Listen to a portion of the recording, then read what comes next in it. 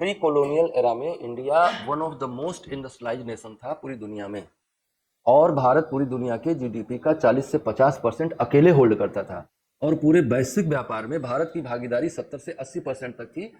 ये pre colonial अंग्रेजों के आने से पहले की बात है। दरअसल अगर हम बहुत हिस्ट्री में जाएंगे तो थोड़ा सा आपको और क्लैरिटी बढ़ेगी इस मामले में।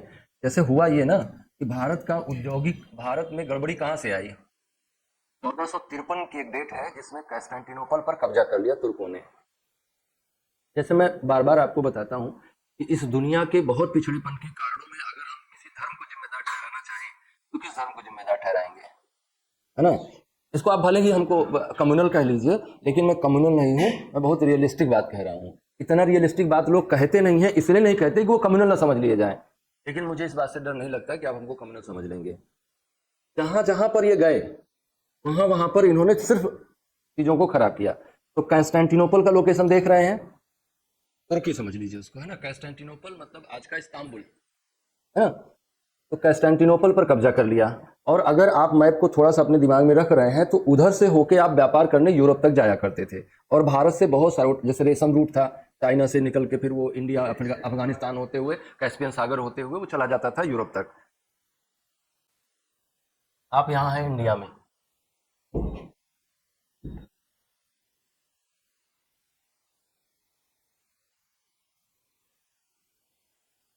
यहाँ से ट्रेड देखो, एक तो ये जाता था जिसको आप कहते हैं रेशम रूट, ये ऐसे यहाँ से होकर यहाँ और टर्की होकर यूरोप में चला जाता था। ये है, इसको हम कहते हैं सिल्क रूट। इसी को चाइना फिर से डेवलप कर रहा है ना, अभी सिल्क रूट को डेवलप करने का वो उसका एक प्लान है। प्लान क्या है, उस पर वो काम भी कर रहा है, और जो सीपेक बना रहा है वो ऐसे इधर के लिए बनाएगा, इंडियन ओशियन में एक्सेस करने के लिए बनाएगा, इंडियन ओशियन को एक्सेस करने के लिए बनाएगा, है। हाँ, one road one belt, one belt one road initiative कहते हैं उसको। और भारत में यहाँ पर था पाटलिपुत्रा, और यहाँ से लेकर फिर ऐसे प्राचीन काल में यहाँ जाके ये रेशम रूट में मिल जाया करता था। और इसमें कनिष्क की बहुत महत्वपूर्ण भूमिका थी। कनिष्क ने एक ऐसा साम्राज्य बनाया था जो अफगानिस्तान और ईरान के बॉर्डर हिस्से में और भारत के हिस्से में फैला हुआ था, जिससे वो रेशम रूट पर एक बार भारत का भी कब्जा हुआ कनिष्क के शासनकाल में। हाँ, हम मेडिवल पीरियड में अगर कहें तो मेडिवल पीरियड में गुजरात सबसे बड़ा ट्रेड सेंटर था, और यहाँ से यहाँ तक ऐसे व्यापारिक जहाज आते थे। मेडिवल पीरियड से पहले भी यहाँ व्यापारिक जहाज आते थे। इंडस वैली सिविलाइजेशन में भी सारगोन का अभिलेख मिलता है, जिसमें सारगोन कहता है कि मेलुहा, मकन और दिलमुन के जहाज हमारे बंदरगाहों पे आकर रुकते हैं। और कहाँ का शासक था सारगोन? मिस्र का शासक था, इजिप्ट का शासक था। तो इजिप्ट तक ट्रेड आपका कहाँ कब हो रहा है? इंडस वैली सिविलाइजेशन में भी हो रहा है, और बहुत ऑब्वियस है कि उसके बाद के पीरियड में भी वहां पे व्यापार हुआ होगा। भारत में मौर्यों के बाद जब सिचुएशन बदली, मौर्यों के बाद जब मौर्योत्तर काल आया और बहुत सारे विदेशी लोगों ने शासन किया, स्पेशली इंडो ग्रीक्स ने जब रूल किया, तो आपका ग्रीस के साथ संपर्क बढ़ा, और ग्रीस के साथ संपर्क बढ़ने का परिणाम क्या होगा कि आपके सामान यूरोप तक जाने लगे, और ये लीगेसी चलती रही बहुत देर तक, इवन कि भारत में मुस्लिम्स के आने तक ये चलता रहा। लेकिन धीरे धीरे करके मुस्लिम्स तक चलता रहा, लेकिन जब इस हिस्से पर मुसलमानों का कब्जा हो गया, खासतौर से टर्क्स का कब्जा हो गया, ऑटोमन एम्पायर बना। इसको कैस्टेंटिनोपल कहा जाता था, और कैस्टेंटिनोपल रोमन साम्राज्य की पूर्वी राजधानी थी। रोमन साम्राज्य की पश्चिमी राजधानी क्या थी? रोम थी, इटली का रोम शहर था। आपने पवित्र रोमन साम्राज्य के बारे में सुना होगा, होली रोमन एम्पायर कहा जाता था उसको।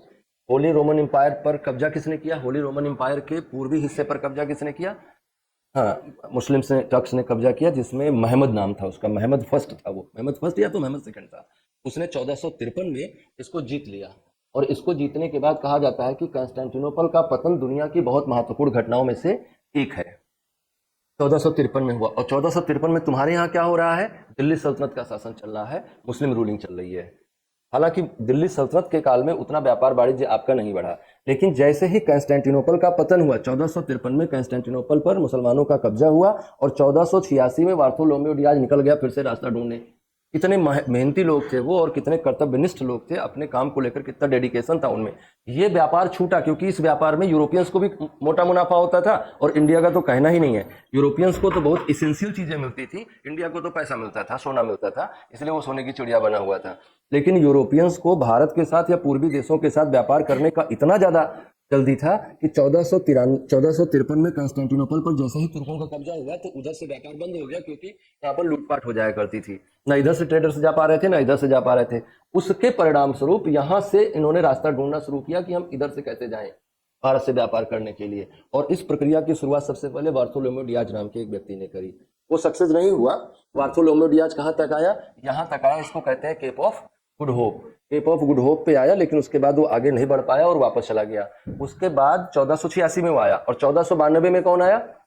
नहीं, उसके बाद वो आया, बार्थोलोमेव डियाज के बाद दूसरा आया जिसको हम लोग कोलंबस कह रहे हैं। और कोलंबस आया, लेकिन कोलंबस जो है इधर चला गया। तब तक अभी वो कंपास नीडल नहीं बना था। अभी वो हेनरी फर्स्ट ने बनाया, जो कि पुर्तगाली राजकुमार था, पुर्तगाल का राजकुमार था, उसने बनाया था कंपास, जिससे दिशा का पता लगाया जा सके। और कंपास बनने ने नेविगेशन को आसान कर दिया कि कौन सी दिशा में आप जा रहे हैं, किस दिशा में आप जा रहे हैं। नेविगेशन और इजी हो गया। नेविगेशन इजी हो गया तो पुर्तगाल का एक व्यक्ति भारत आया। पुर्तगाल का एक व्यक्ति भारत आया और यहाँ तक आया। यहाँ पर अब्दुल मनीद नाम का एक व्यक्ति उसको मिला, और वो लेके आया उसको कहाँ? गोवा में लाके छोड़ा, कालीकट में लाके छोड़ा, गोवा के पास। हाँ, यहाँ पे ले आया, है ना। और वो यहाँ से फिर बहुत सारा सामान, खासतौर से काली मिर्च खरीद के ले गया। तो ये रास्ता खुल गया। मैं समझाना ये चाह रहा हूँ कि इतना इंडस्ट्रियलाइज था इंडिया उस टाइम पे कि उसके इंडस्ट्रियलाइज ना कहिए, लेकिन बहुत माइक्रो लेवल पे जो इंडस्ट्रीज थी, और खासतौर से जो नेचुरल रिसोर्सेज थे इंडिया के पास, जिसमें मसाले, सूती कपड़े, इन सब की जरूरत यूरोप को बहुत ज्यादा थी। तो उन्होंने एक नया ट्रेड रूट ढूंढ लिया, और ये ट्रेड रूट यहाँ से ढूंढा गया। इस ट्रेड रूट के ढूंढे जाने के बाद इंडिया के अर्थव्यवस्था का सुनहरा दौर शुरू हुआ, है ना। जो बीच में थोड़ा रुका हुआ था भारत का व्यापार, इस रूट के ढूंढे जाने से भारत को कहां कहां व्यापार करने का अवसर मिला?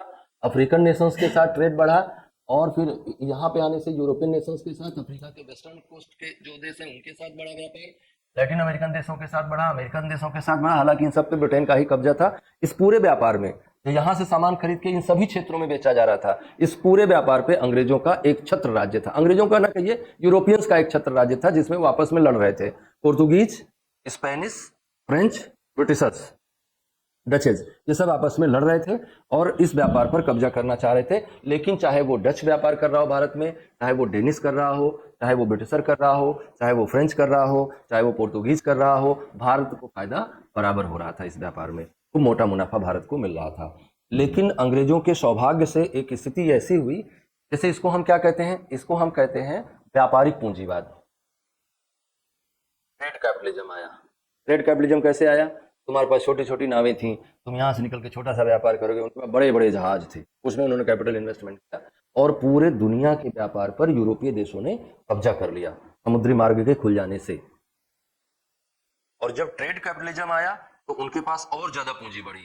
जब और ज्यादा पूंजी बढ़ी तो उन्होंने उस पूंजी को इनोवेशन में खर्च करना स्टार्ट किया, और इनोवेशन में खर्च करने से मशीनों का विकास हुआ। इस टाइम पे उधर और भी चल रहा है, यूरोप में इस टाइम पे क्या हो रहा है? रेनेसा हो रहा है। रेनेसा क्या है? जो मध्यकालीन विचार हैं इनको छोड़कर आधुनिक विचारों को अपनाने का दौर है। तो उधर रेनेसा शुरू हुआ। रेनेसा का परिणाम किसमें आया?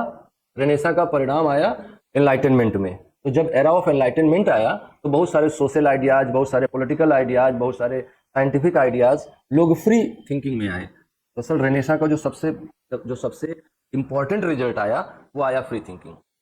है तो इतना सेक्रीफाइस दुनिया पे राज किया तो डिजर्व करते थे वो, है ना। आज भी कर रहे हैं, तुम्हारे दिमाग पे राज कर रहे हैं, मैकाले के मानस पुत्रों, है ना, तुम्हारे दिमाग पे राज कर रहे हैं वो। तो बात खैर यहाँ हम लोग आ रहे थे कि जब ये सब कुछ हो रहा था, तो जब पूरी दुनिया में तुम्हारा सामान सप्लाई होने लगा तो बहुत ऑब्वियस बात है कि तुम्हारा उत्पादन स्तर क्या हुआ होगा? बढ़ गया होगा। तो प्री कॉलोनियल एरा में भारत में इंडस्ट्रियलाइजेशन बहुत तेजी से बढ़ा, लेकिन वो इंडस्ट्रियलाइजेशन को हमें इस तरह के इंडस्ट्रियलाइजेशन से कंपेयर करने की जरूरत नहीं है। वो थोड़ा अलग तरह का इंडस्ट्रियल डेवलपमेंट था, जिसमें हम मानव बल का प्रयोग करते थे, पशु बल का प्रयोग करते थे, और उत्पादन में श्रेणी व्यवस्था का पालन करते थे, गिल्ड सिस्टम का पालन करते थे।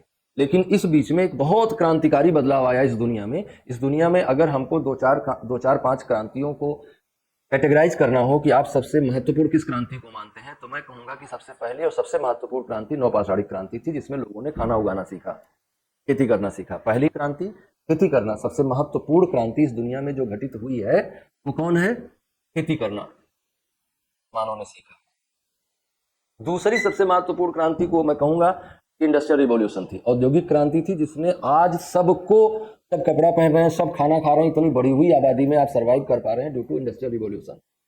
और वो औद्योगिक क्रांति दुर्भाग्य से या सौभाग्य से एक ऐसे देश में घटित हुई जिसके पास अपना क्षेत्रफल बहुत थोड़ा था। और उन्होंने मशीनों को डेवलप किया। मशीनें थकती नहीं है, दिन रात काम करती थी मशीनें। दिन रात काम करने के कारण से उनका उत्पादन स्तर बहुत ज्यादा बढ़ गया, और बहुत ज्यादा बढ़ा हुआ उत्पादन स्तर दो चीजों की डिमांड कर रहा था, कच्चे माल की, श्रमिक की और बाजार की। और जो धारा ऐसे चल रही थी ना, ये धारा एकदम उलट गई। जो तुम्हारे यहाँ कपड़ा खरीदने आया था वो अब तुम्हारे यहाँ कपड़ा बेचने लगा। जो तुम्हारे यहाँ सामान खरीदने आया था वो तुम्हारे यहाँ अपना सामान बेचने लगा। और जब ऐसा उलट शुरू हुआ तो आप आ गए कहाँ?